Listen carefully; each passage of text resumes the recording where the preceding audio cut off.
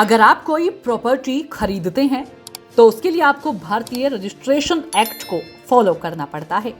इस एक्ट के तहत 100 से ऊपर के मूल्य की कोई भी संपत्ति अगर आप किसी दूसरे के नाम ट्रांसफर करते हैं तो उसके लिए लिखित कार्रवाई की जाती है।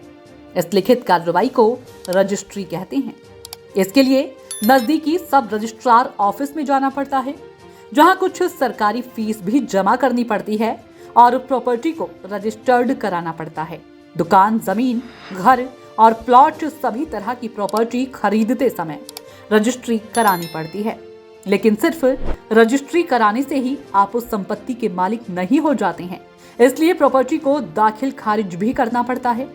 आज की इस वीडियो में हम रजिस्ट्री और दाखिल खारिज के बारे में ही बात करेंगे, लेकिन आगे बढ़ने से पहले चैनल को सब्सक्राइब जरूर कर लें ताकि और भी रोचक जानकारियां आपको मिलती रहे। तो चलिए शुरू करते हैं।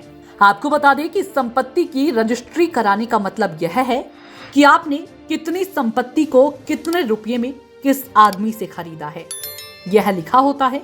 लेकिन इसका मतलब यह नहीं है आप उस प्रॉपर्टी के मालिक बन गए हैं, क्योंकि सरकार के मूल दस्तावेजों में रजिस्ट्री के बाद जिस व्यक्ति की आप प्रॉपर्टी खरीद रहे हैं उसका नाम ही दर्ज रहता है। इसलिए आपको सरकारी दस्तावेजों से उस व्यक्ति का नाम हटवाकर अपना नाम दर्ज करवाना पड़ता है। इस प्रक्रिया को ही दाखिल खारिज कहते हैं। अगर आप ऐसा नहीं करते हैं तो वह व्यक्ति उस प्रॉपर्टी को आपके अलावा किसी और को भी बेच सकता है और उस पर लोन भी ले सकता है, क्योंकि जब तक आप दाखिल खारिज नहीं कराते हैं तब तक सरकार की नजर में प्रॉपर्टी का असली मालिक वही होता है। इसलिए दाखिल खारिज बहुत जरूरी होता है। दाखिल खारिज से आपको यह पता चल जाता है कि जिस प्रॉपर्टी की आपने रजिस्ट्री कराई है उस पर पहले से कोई लोन तो नहीं चल रहा है। परिवार में भी प्रॉपर्टी ट्रांसफर के लिए दाखिल खारिज कराना पड़ता है। पिता की मृत्यु के बाद उसके बच्चों के नाम प्रॉपर्टी ट्रांसफर कराने के लिए भी दाखिल खारिज कराना जरूरी होता है।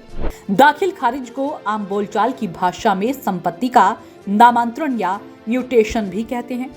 दाखिल खारिज के बाद ही आप प्रॉपर्टी के असली मालिक बनते हैं।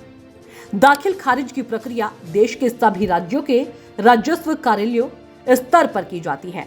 यदि आपने कोई प्रॉपर्टी खरीदी है और आप उसका दाखिल खारिज कराना चाहते हैं तो आपको अपने शहर के तहसीलदार के कार्यालय में जाकर अर्जी देनी होगी। आवेदन के साथ आपको रजिस्ट्री के दस्तावेज और अन्य कई प्रकार के प्रमाण पत्र लगाने पड़ते हैं। इन दस्तावेजों के लिए आपको किसी वकील की सहायता ले लेनी चाहिए। इसके बाद ही आवेदन करना चाहिए। आपके आवेदन के बाद तहसील स्तर पर उस प्रॉपर्टी की जांच पड़ताल की जाएगी।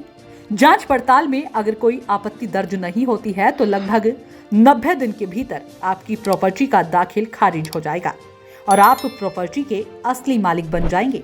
आशा करते हैं कि दी गई जानकारी आपको जरूर पसंद आई होगी। जानकारी अच्छी लगी हो तो वीडियो लाइक और शेयर करना बिल्कुल भी ना भूलें। नमस्कार।